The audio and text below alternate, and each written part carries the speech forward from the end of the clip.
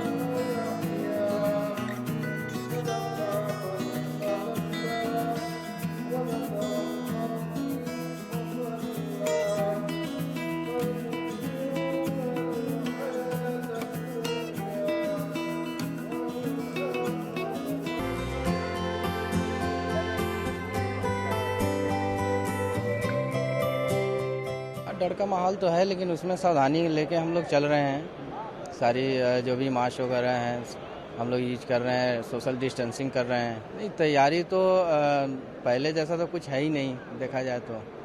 भाई ये है कि 10 मिनट की बात होती है, आप भी देख ही रहे हैं, सिर्फ नमाज पढ़नी है। इसके लिए हम लोग मस्जिद, और वैसे भी हर मस्जिद में नमाज नहीं हुई है, कहीं कहीं हुई है। ये बहुत अच्छा लग रहा है क्योंकि ईदगाह की नमाज नहीं हुई थी, बस आम लोगों की हुई थी, लेकिन इस बार बहुत सारे लोगों की हुई है। मज़ा आ गया, खुशी हो रही है। खूब चीज़ें बनी हैं, खूब तैयारी हो रही थी, कुर्ते बने, कपड़े बने, सबके शीर कोरों बना, सब बना। बहुत खुशी हो रही है। मास्क पहनना ज़रूरी है, सोशल डिस्टेंसिंग रखनी है, एक दूसरे से ज़रूरी है।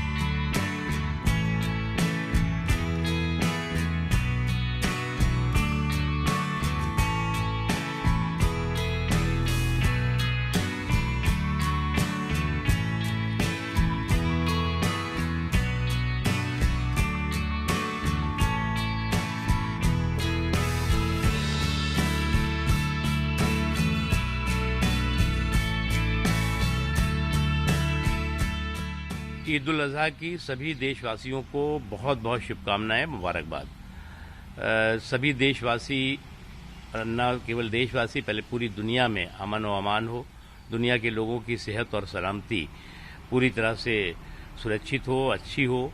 और जिस तरह का संकट और जिस तरह का कोरोना का संकट आज पूरी दुनिया के सामने है, उसकी वजह से इबादत तो हो रही है लेकिन हिफाजत के साथ।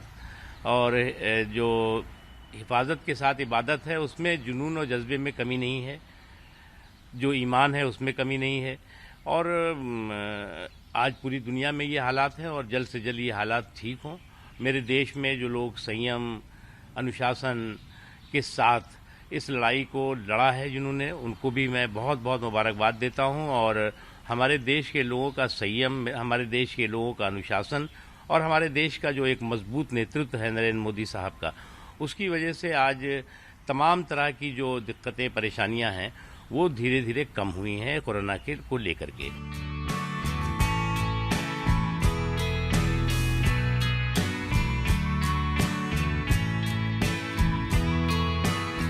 उधर सुशांत सिंह राजपूत मामले में बिहार के लोग अब काफी उद्वेलित हैं, कह रहे हैं कि सीबीआई जांच कराई जानी चाहिए। और बिहार के मंत्री भी, देखिए बिहार सरकार के मंत्री भी खुलकर सामने आ गए हैं कि सीबीआई जांच अब हो, और उनको भी इस तरीके से लग रहा है कि शायद मुंबई पुलिस की जो जांच है वो सही दिशा में नहीं है। अब बिहार के एक कैबिनेट मंत्री हैं महेश्वर हजारी, उन्होंने रिया चक्रवर्ती के बारे में क्या कहा आपको सुनाते हैं। वो कह रहे हैं रिया चक्रवर्ती विष कन्या है। आपको सुनाते हैं क्या कह रहे हैं मंत्री जी। रिया को, असल बात है, रिया को जिस तरह से उसको जिस तरह से इस गैंग ने उपयोग किया, सबसे पहले सुशांत को इसने प्यार में फंसाया, प्यार के जाल में फंसा करके सारे के सारे जो वित्तीय था इनका, जो मजबूत था, पैसा था, वो सारा का सारा ट्रांसफ़र करवा लिया। और उसके बाद जिस तरह से ड्रामा करने लगा भूत प्रेत के, और ड्रामा करके यह विष कन्या के रोल करने का काम किया। जिस तरह से फिल्म में विष कन्या होती है और वह डसने का काम करती है, उसी तरह से विषकन्या बन के इन्होंने प्रेम के जाल में फंसाने का काम किया इसको, और विषकन्या की तरह इसको डस करके इनकी प्रतिभा को कुचलने का काम किया। इन्होंने प्यार के अपमान करने का काम किया। पूरे भारत के लोग जो प्यार को सम्मान करता है, पूजा करता है, उस प्यार को अपमान करने का काम किया। बिहार में उन्होंने, उनके पिताजी ने एफआईआर करने का काम किया है। और बिहार सरकार चाहती है कि सुशांत की हत्यारे के जितने गैंग में जितने लोग हैं, उन लोगों का जनता के बीच में नाम आना चाहिए, पर्दाफाश होना चाहिए मठाधीशों को, और उसको न्याय मिलना चाहिए। उनके परिवार को, उनके फॉलोवर के जो करोड़ों लोग फॉलोवर हैं, उनको न्याय मिलना चाहिए।